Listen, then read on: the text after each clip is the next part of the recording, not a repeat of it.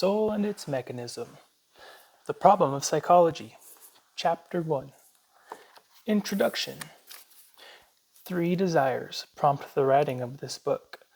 The desire to bring together the materialistic or external psychology and the introspective or internal psychology, and secondly, looking past scientific psychology to the larger realm of race thought and race psychology, the desire to harmonize the materialistic West and the introspective East, and finally to show that all these conflicting aspects are but facets of the one truth, and that together they constitute the one reality. These desires grow out of the present position of psychological teaching in the world. There are today 2 dominant types of psychology, and Willard Durant, in The Mansions of Philosophy, has well summarized them as follows. There are, as we have seen, 2 ways of studying man.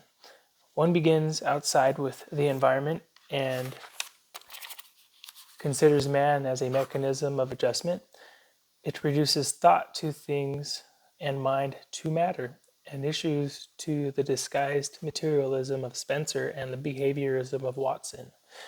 The other way begins within. It looks upon man as a system of needs, impulses, and desires impelling him to study, to use, and to master his environment. It would love to reduce things to thought and matter to mind. It starts with the entelechy of Aristotle, who held that an inner purpose determines every form, and issues in the vitalism of Bergson, and the pragmatism of William James. Dr. W. B. Pillsbury believes this twofold system involves a needless duplication. If the behavioristic theory is retained, it means that we must have 2 psychologies, an external and an internal, a psychology viewed from the outside and one viewed from the inside. This seems at the best an unnecessary complication. Recognizing this duplex situation and agreeing with Dr. Pillsbury that 2 lines of interpretation are unnecessary, I am convinced of the possibility of fusing the 2 into a third, a single unit.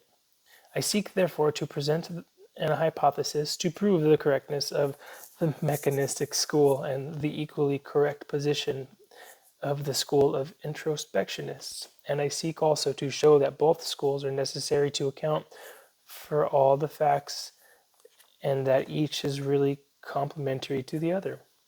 Thus, we may establish a third or composite school based upon the exact knowledge of the Occident and the introspective wisdom of the Orient. In considering these 2 schools of psychology, it is evident that modern psychology is largely materialistic and the most popular school entirely so. A study of the latest books on psychology emanating from the many and varied schools in Europe and America shows that the majority are primarily concerned with endorsing or rejecting the mechanistic philosophy of the behavioristic school. If they are not thus occupied, they are presenting another form of a materialistic psychology. Dr. Wolfgang Kohler in Gestalt psychology says, for instance, it is the layman's belief that in general he himself directly feels why at one time he has one attitude and later on another.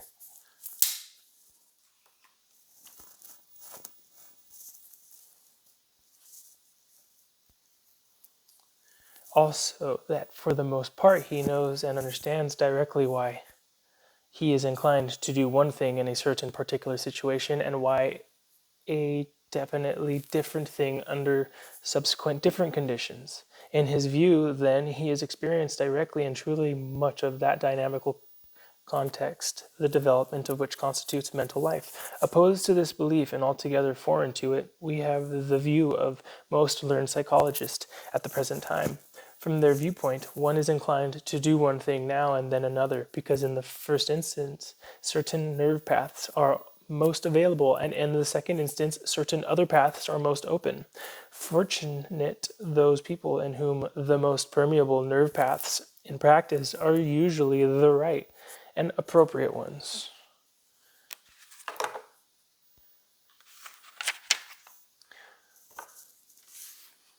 All is, however, in a state of confusion, and has been said by Will Durant, psychology has hardly begun to comprehend, much less to control human conduct and desire. It is mingled with mysticism and metaphysics, with psychoanalysis, behaviorism, glandular pathology, and other diseases of adolescence. Psychology is wandering in that borderland of the unseen which we dignify with the words energy, whether nervous, atomic, or vital, force, etheric vibrations, and electric currents and charges, and the freely floating force of the psychologist, to which has been given the name libido. Oh no. All the sciences seem to be converging on this same no man's land, on the indefinable. Perhaps the veil, when lifted, will reveal to us the promised land of man's dreams and aspirations. A spirit of uncertainty and expectancy is paralleling the certainties and cold facts of modern science. It is almost as if mankind were standing before the curtain in a cosmic proscenium, waiting for it to rise and reveal the next act in which humanity can participate intelligently. It is a humanity with a long past, much gained experience and accumulated knowledge, which stands thus waiting. But it is also a humanity which realizes that it may be called upon to take part in a revelation and a development wholly unexpected, and for which its present equipment and understanding of life may prove inadequate. Meanwhile, in this cosmic proscenium and in the approach to truth through various lines, science has arranged the known facts and is deducing the next possible development, and is proceeding in its many branches and activities upon hypotheses which, correct or incorrect, merit experiment and test. Voicing what should be the attitude of mind for students in all fields of human knowledge, Bertrand Russell says, what we need is not the will to believe, but the wish to find out, which is the exact opposite. The best type of mind to cope with this scientific situation today is that which is skeptical, yet willing to be convinced, agnostic, yet determined to investigate fairly, questioning, yet open to conviction when supposed facts are proved to be favorable or of demonstration, and above all, broad-minded, realizing that only in the formulated truths of the many can the one truth be known. Only the small mind, the little man, is atheistical, dogmatic, destructive in criticism, static, with back turned to the light and to the new day. This searching, inquiring, scientific type of mind and of investigation is especially appropriate in psychology, the oldest branch of knowledge in the world, and yet the youngest to enter the realm of true scientific study. Only a willingness to consider the field as a whole, and not a particular school alone. Only by reserving opinion until more is known will the investigator avoid the dangers of one whose vision is limited and who sees only isolated points, but never the panorama in which they lie, and who deals in fractions and decimals without ever achieving the integral point, the integral unit. One of the most hopeful signs of the time is the growing understanding of the Oriental point of view and the tendency to investigate it. The psychology of our two hemispheres is so widely different, the approach to truth so dissimilar, that only lately have students considered the possibility of their fundamental unity, and that a new outlook on man and his environment may emerge out of the fusion of the Eastern and Western interpretations of life. Old interpretations may fail, yet ancient truths will stand. Old misconceptions may be recognized as misleading, but reality will radiate clearer light and beauty. From the union of our different sciences, thought and deductions, a new psychology may emerge based on the comprehension so familiar to the West of the structure which man uses, and the comprehension so familiar in the East of the energy or spirit which man animates and directs his structure. These, the structure and the motivating energy, are not antagonistic, but mutually interdependent. They have an They have an essential unity. Western psychology concerns itself primarily with the structure, with the tangible objective universe, and with the reaction of objective man to that world. It deals with man as an animated body. It emphasizes the mechanics of his nature and the instrument he uses. It is therefore mechanistic and deals only with that which can be subjected to test and experiment. It investigates the body and accounts for the emotions and the mentality and even for what it calls the soul in terms of the body. Durant points out this position in the following words: as for the self or soul, it is merely the sum total of the hereditary character and the acquired experiences of the organism. It explains various types and temperaments in terms of the mechanism. Louis Berman sums up this position in his interesting book as follows: the most precious bit of knowledge we possess today about man is that he is the creature of his glands of internal secretion. That is, man as a distinctive organism is the byproduct of a number of cell factories which control the parts of his makeup, much as the different divisions of an automobile concern produce the different parts of a car. These chemical factories consist of cells, manufacture special substances, which act upon the other cells of the body, and so start and determine the countless processes we call life. Life, body, and soul emerge from the activities of the magic ooze, of their silent chemistry, precisely as a tree of tin crystals arises from the chemical reactions started in a solution of tin salts by an electric current. Man is regulated by his glands of internal secretion at the beginning of the third decade of the 20th century, after he had struggled for we know at least 50,000 years to define and know himself. That summary may be accepted as the truth about himself. It is a far-reaching induction, but a valid induction supported by a multitude of detailed facts. Thus, Western psychology emphasizes the physical and seen, and in its chosen field is scientific. It is constitutionally opposed to the idle and dreaming speculations of the visionary mystic. The result of its efforts has been to isolate a body of facts which do effectively embody the truth about man, his behavior, and equipment. This knowledge should be invaluable in producing a better mechanism through which a finer race can function. Western psychology, in its more extreme schools, is actively deterministic, for it relates all feeling, thinking, and activity to the functioning of the physical cells and the bodily organs. Free will is therefore largely ruled out in favor of the organism, the nervous apparatus, and of the endocrine system. The following quotations bear this out. Watson, in his Psychology from the standpoint of a behaviorist, would teach that emotion is an hereditary pattern reaction involving profound changes of the bodily mechanism as a whole, but particularly of the visceral and glandular systems, page 195. And that thought is the action of language mechanisms, page 316, is highly integrated bodily activity and nothing more, page 325. And that when we study implicit bodily processes, we are studying thought. By this, Watson does not mean to identify thought with the correlated cortical activity of the brain, not at all, but with all the bodily processes that are involved, implicitly and explicitly, in the production of spoken, written, and sign language, the muscular activity of the vocal apparatus, diaphragm, hands, fingers, eye movements, etc. Page 324.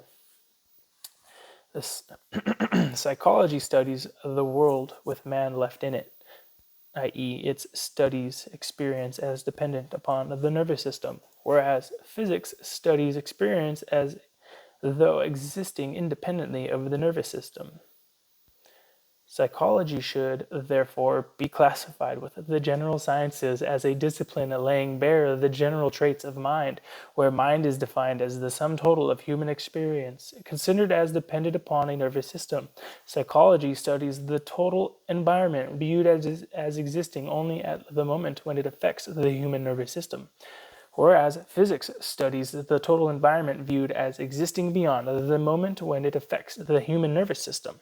Thirdly, the faith of the mechanist implies two assumptions which we must carefully distinguish, for one of them may be false, though the other be true.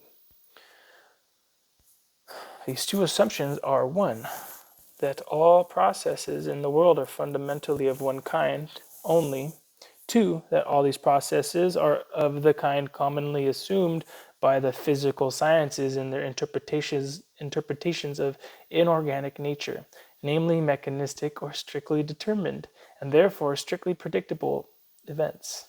Dr. Rubin says, the physical appearance of the individual, his psychic traits, or what might be called the chemistry of his soul, are demonstrated in a great measure by the character and amount of the internal secretions of his various glands. Some schools go so far to deny consciousness altogether and regard it, the Eastern investigator would say they rightly regard it, as inherent in matter. Dr. Leary says consciousness characterizes nerves as vibration characterizes other forms of matter. Thus, it is defined elsewhere as a complex integration and succession of bodily activities which are closely related to or involve the verbal and gestural mechanisms and hence most frequently come to social expression. Watson warns his readers that they will find no discussion of consciousness and no reference to such terms as sensation, perception, attention, will, image, and the like. These terms are in good repute, but he says, I have found I can get along without them both in carrying out investigation and in presenting psychology as a system to my students. I frankly do not know what they mean, nor do I believe that anyone else can use them consistently. Finally, we are told that when psychology has become quite divorced from psyche and gets in bed with living beings, we shall be able to throw the word consciousness into the discard along with mind and memory. Human behavior then will be on a scientific basis and not a branch of literature or philosophic or religious speculation. Mind will give way to personality, consciousness, in general to specific exhibitions of learned behavior and memory, to the calling out of some part of the individual's striped or unstriped muscle tissue organization. This intensely materialistic trend of Western psychology is the more surprising when we remember that, according to its derivation, psychology is the logos or word of the psyche or soul. The West, however, has its dissenting voices. There is the introspective school of psychology, more frequently called the introspectionist, and also the mentalist. They admit the fact of consciousness and assume a conscious entity. Dr. Leary defines these groups as follows. The introspectionist is interested in consciousness, awareness of awareness, the self, the I, images, and all sorts of other things that the behaviorist of strict training and rigid technology scorns, ignores, and denies. The introspectionist turns his attention inwardly, remembers, compares mentally, derives data from self-communion, asks others to do the same. The behaviorist theoretically treats the human animal the same as he would any lower form of life, and observes merely the overt and objective responses the animal makes in much the same manner as would be used by the physicist or chemist in observing the reactions of bodies or compounds in their laboratories. Furthermore, the subjective school is apt to be ultra-rational and systematic, the behavioristic more empirical and pragmatic. The mentalists insist that physical activity is not the mere reflection of physical activity, that over and above the body and the brain there is something different. On a different level, call it mind, spirit, consciousness, what you will. Thought is not the functioning of matter. The materialists, on the other hand, while differing among themselves, would hold just the reverse, namely that all is physical, and that all human conduct, be it thinking, feeling, emotions, muscle activity, or nerve activity, is all the functioning of physical material cells, and that without such structure there can be no activity at all. Whatever acts is physical, however it acts. On the one hand, we have an informing power or spirit using the structure of the physical body. On the other, we have structure as the basis, solely and indispensably of function, however complex, however delicate, however noble that functioning may be in terms of morals or religion. The introspectionists and mentalists have not, however, demonstrated their point scientifically, and the position of these schools is still further weakened by the many diverse groups into which psychology is divided. Dr. Hawking of Harvard says, true psychology does not speak with a single voice.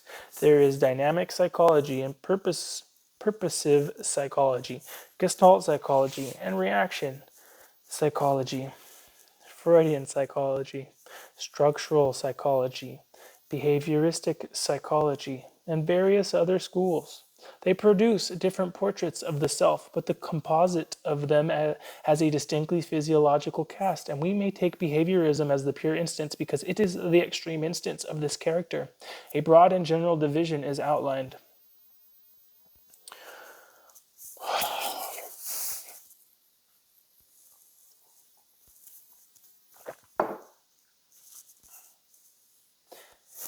A broad and general division is outlined for us by Dr. Prince as follows. Psychologists are divided into three camps: the self-psychologists, the selfless psychologists, and the middle grounders. The first group maintain that the content of every conscious process includes a self, an awareness of self, a self-consciousness. Hence, that all consciousness is a consciousness or awareness of something by a self. The second group, the selfless ones, claim to be unable to find any self or consciousness of self by introspection, deny its reality, and hold that mental processes function without any such reality. The I and the you are merely compulsory expressions required by the necessities of language. Western psychology and the mass is clearly materialistic. It is mechanistic, thriving in an age of machines and machinery. The position of the Western mechanistic psychologist is therefore almost impregnably strong, for it is based upon known truth and demonstrated facts. We can prove his position and cite his cases, and his knowledge of the mechanism of man, which he claims is the entire man, is based upon experiment and tests with objective and tangible results. Against this materialistic psychology, the criticism which emerges immediately is the almost exclusive consideration that the Western psychologists gives to subnormal, deficient, and pathological cases. The supernormal, the genius, and the so-called highly spiritual individual have been neglected, and much that is beautiful, essential, and true to the average man is explained away. Had he been subjected to psychoanalysis, Christ would no doubt have found himself neatly tabulated and classified as suffering from a Jehovah complex, and regarded as subject to hallucinations. Yet the type of structure that he used and the quality of the consciousness characterizing his nervous system was such that he has set his mark upon the ages. How can such a structure again be duplicated? What can be done to reproduce a similar mechanism? Modern psychology is only at the threshold of its career, and Walt Whitman visions the greater field thus. Hurrah for positive science! Long live exact demonstration! Your facts are useful, and yet they are not my dwelling. I but enter by them to an area of my dwelling. In sharp contrast, the Western school is the Eastern one, of which the introspectionists and mentalists is the West. Though arising independently, are but a hazy reflection. Eastern psychology deals with that which it claims lies back of the form.